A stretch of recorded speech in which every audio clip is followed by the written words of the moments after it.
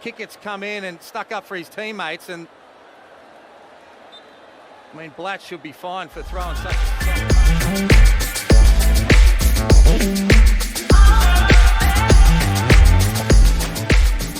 Golding. well, and it's just a great play again. Chris Golding really ran over the top of that screen to the keyway and then came back the other way. It's all happening now. Oh! And this has got wild in the Philippines. Out of control in the Philippines. Punches, kicks, fans, the bench is cleared. You are kidding me. This is out of control. This could well see the game abandoned.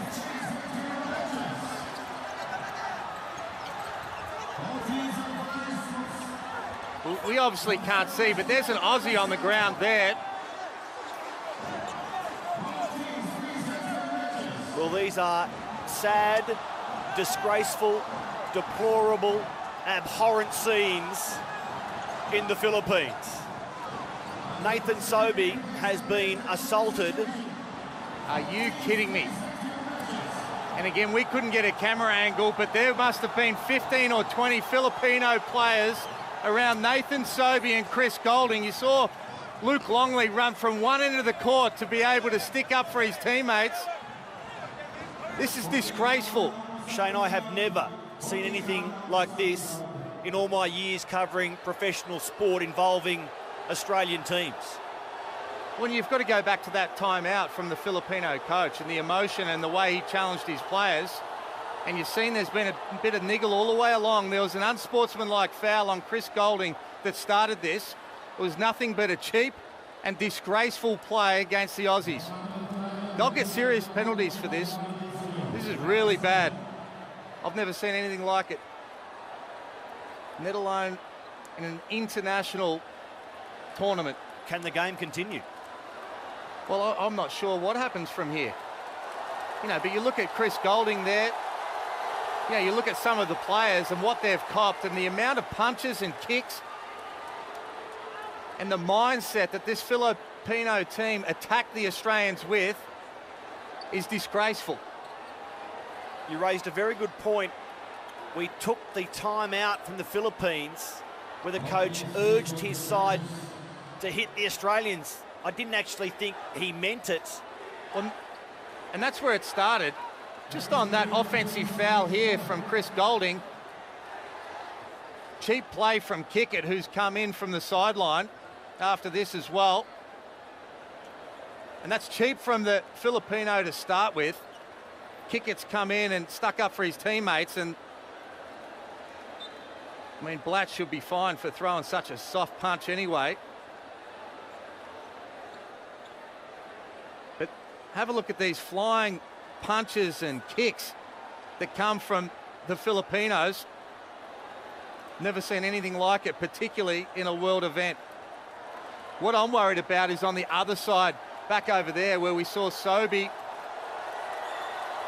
Right here, look at this.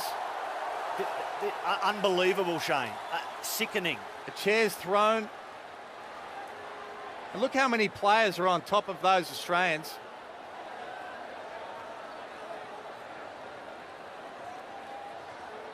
So, uncalled for response from Daniel Kickett, but that was after it was instigated by the contact by the Filipinos on Chris Golding. And then that's actually a punch that followed a punch from Andre Blatch. And then there are what you could only just be described as coward attacks on people looking a different way. There are elbows and fists to the head. You know, Thon Maker is out of line for flying through the air with feet first. But look at that. From Romeo, a punch to the back of the head of a man not even looking at him. Well, we've seen that happen on multiple occasions of guys coming in and punching the Aussies in the back of the head. But what's going on the floor there with so many players on the Australians while they were on the ground, chairs being thrown, sadly, this will make news around the world. Yeah, no doubt. And when you see somebody like Thon Maker involved in this, leaving the crowd and the officials to move on. There's the contact on Chris Goulding initially. And it's that contact to which Daniel Kickett reacts with a bad elbow to the head. And that makes contact with Roger Pogoy, and then, quite simply, all hell breaks loose. Well, and that elbow from Kickett, you know, no doubt, you know, I think that was cheap. And I think, you know, he could be suspended for that game on that elbow, for that action. But what transpired from the rest of this Filipino team, you just can't excuse. And Chris Goulding, there's no doubt, exaggerates, expecting this contact in the second one. But again, this is a cheap act to start with as well. So Roger Pogoy just chesting Goulding. You can see the intent, the determination. And then that's the contact from Daniel Kickett, which, it must be said, is more significant than the original contact, Pogoy on Goulding. And because it's a raised elbow to the neck/head. Well, and that was cheap. And, you know, we've said the way it is about these Filipino players that have come in and hit players in the back of the head and from behind, and the kicks and everything else. But the play that Kickett made, no doubt, was a cheap shot to the head of a Filipino player that certainly wasn't ready for it either. That's a very good point. But that certainly does not make an excuse. Have a look at that cheap shot running in from the background and punching Thon Maker in the back of the head. And if you're the Milwaukee Bucks, the last thing you want to see is your first round draft pick involved in anything like this.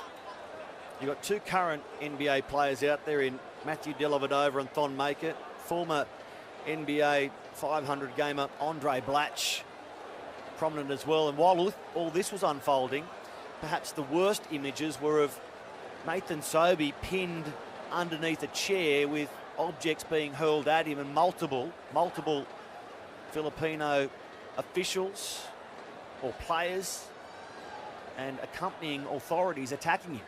Yeah, and Chris Goulding, I think, was on the ground right next to him. But, you know, all of those players came off the bench. I mean, in basketball, you're not allowed to come off the bench to be able to jump into anything. They had players come off the bench and throwing haymakers into the back of the Australian's head.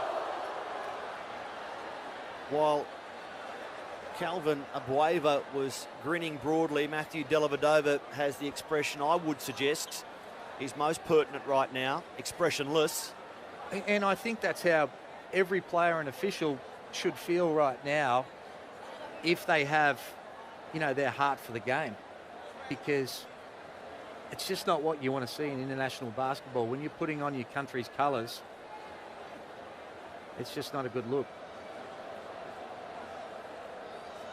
79-48, Australia by 31 points before a wild eruption. An uncontrolled brawl. This game can't go on, Matty. What are they looking at the replays for? I can only assume they are going to try and apportion fouls and then continue with the contest. Oh, but cut it out. This has got to finish. I agree. I just don't think that straight away. This game can't it's... continue. And these scenes are childish. Am I reading it incorrectly? No, I agree. To be taking selfies and smiling with a silly expression after you have been involved in scenes that will go around the world and damage basketball. There needs to be advisors to the Filipinos here saying your behaviour is out of line. Yeah, there's trouble. There's ramifications coming from these actions. Disqualifying foul call on number 2, Nathan Sobey. Number 4, Chris Goulding. Number 7, Thon Maker. And number 12, Daniel Kickett. Those 4 individuals have been ejected from the game. Disqualifying fouls called on the Philippines. Number 2, Terrence Romeo. Number 4, Carl Brian Cruz. Number 7, Jason Castro. Number 8, Calvin Abueva. Number 11, Andre Blatch. Number 16, R.R. Pagoy. Number 18, Troy Rosario. Number 25, Jamin Aguilar. And number 35, Matthew Wright. They have all been ejected from this game.